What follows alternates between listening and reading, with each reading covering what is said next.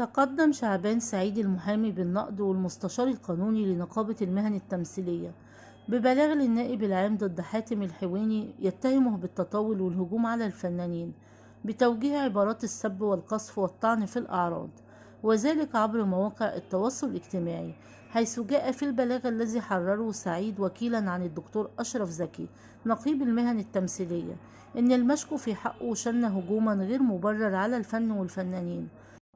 وكتب على صفحته الرسمية الموثقة بموقع فيسبوك: في الدراما المصرية والعربية تجد الزندقة والإباحية والفجور. وتابع البلاغ إن المشكو في حقه هاجم مسلسل الإمام الشافعي والذي يعرض خلال الموسم الرمضاني الحالي، وقال يمثلون دور الإمام الشافعي في بيت خبيث يحرفون فيها سيرته العطرة. وطلب البلاغ باتخاذ الإجراءات القانونية اللازمة والتحقيق مع المشكو في حقه وإحالته للمحاكمة الجنائية.